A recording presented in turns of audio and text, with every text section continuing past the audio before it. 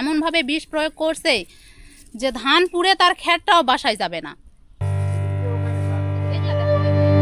এটা গত শুক্রবার রাত্রে প্রায় 2 বিঘা 75 শতক এই ধান পুরোটাই বিষ দিয়ে রাতের আধারে নষ্ট করে।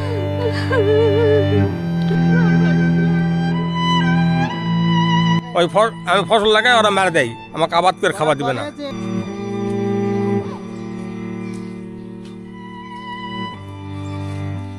ফসলের সাথে চরম নিষ্ঠুরতা, এই নিষ্ঠুরতার একেবারে অকল্পনীয়। নওগাঁর পত্নীতলা উপজেলার পাটিচড়া গ্রাম, পাটিচড়া ইউনিয়নের একটি গ্রাম। এই গ্রামে এই যে আমার পাশে এই ধান ক্ষেত প্রায় 2 বিঘা 75 শতক এই ধান পুরোটাই বিষ দিয়ে রাতের আধারে নষ্ট করে দেওয়া হয়েছে। জমি নিয়ে বিবাদ হতে পারে, কাগজপত্রের জটিলতা থাকতে পারে, কিন্তু এই জাতীয় বর্বরতা, হিংস্রতা, নৃশংসতা কোনোভাবেই কাম্য না। সেই কাজটি করা হয়েছে নওগাঁর এই পত্নীতলার পাটিচড়া গ্রামে।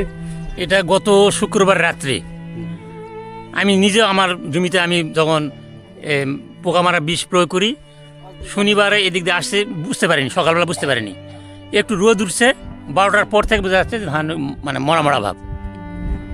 তখন বুঝতে পারলাম যে বিনা মারা বিষ দিছে। এখন মরে সব চিটা হয়ে গেছে। এটা ওই খটরা যদি গরু খায়, গরুরও হয়তো অসুস্থ হতে পারে, যেহেতু বিষ প্রয়োগ করা। ধানের কিছুই নেই, ধানের সব পাতান, ধান সব পাতান হয়ে মরে শেষ হয়ে গেছে। এমনকি খেরটাও আমাদের বাড়ির যাবে না, আর যাবে না। এই যে পুরা এই এরিয়াটা না, মানে কারা দিছে কি? আমার বাবার 75% জমির মধ্যে এরা রাতের অন্ধকারে যতবার যে ফসলে লাগায় সেই ফসলে ওরা রাতের অন্ধকারে বিষ প্রয়োগ করে, বিনা মারা বিষ দিয়ে সব মারে ছারখার করে দেয়। এক মুঠ ফসল যায় না এবং জমির যে ধান লাগাইছে তার খেরটাও বাড়ির যায় না। আমার বাবা এই ফসলের উপর জীবন নির্বাহ করে, তার জীবনটা চলবে কিভাবে, সে কী খেয়ে বাঁচে থাকবে? আমি দেশের প্রধানমন্ত্রী তারেক রহমানের কাছে আমি বিচার চাচ্ছি এবং প্রশাসনের কাছে বিচার চাচ্ছি, জনগণের কাছে বিচার চাচ্ছি, আর সুস্থ সমাধান আমি চাই। প্রায় 3 বছর ধরে আমরা কোনো বিচার পাইনি, এভাবে ভুক্তভোগী হয়ে থাকতেছি। আমার ভাই যখন বিষ দেয়, আমার ভাই ফেসবুকে সামান্য একটা পোস্ট করছিল যে আমাদের জমিতে রাতের আধারে মুখোশধারী শয়তানেরা বিষ দিয়ে ফসল নষ্ট করে দেয়, এভাবে মানে পোস্ট করছে। কিন্তু আইনের কাছে আমরা বিচার জানাইছি, অভিযোগ জানাইছি। আইন এসে আমাদের এই জমির যেগুলা ফসল মারা হয়েছে সেগুলা দেখে গেছে, তদন্ত করে গেছে। এর কোনো মানে এখনো আমরা সমাধান পাইনি। হুমকি দিত, হ্যাঁ, আগে থেকে হুমকি দিত। কি বলতো? যে ফসল লাগাক আমি মারি দেবো। কেন মারবে? জমি আমরা পাবো দাবি করে, বিচারে সালিশে হ্যাঁ, আমাকে আবাদ করে খাবার দিবে না। আমি ফসল লাগাই, ওরা মারা দেয়, আমাকে আবাদ করে খাবার দিবে না। এই চিত্রগুলো এক ঝলক দেখলে যে কারোর হৃদয়ে রক্তক্ষরণ হবে। আর কদিন পরই এই ধানগুলো ঘরে উঠত, পাকা ধানের দোলা, মৌমো ঘ্রাণ। পাশের জমিগুলোতে কিন্তু অলরেডি ধান পেকে গিয়েছে। এই ধানটিও সেই একই অবস্থায় দাঁড়িয়েছিল, কিন্তু এই নিষ্ঠুরতার থাবায়, ফসলের এই নিষ্ঠুরতার থাবায় পুরো ফসল, এই যে দেখুন, পুরো ফসল এখন হাহাকার করছে, চিটা হয়ে গিয়েছে। এবার ফসল নষ্ট করলো।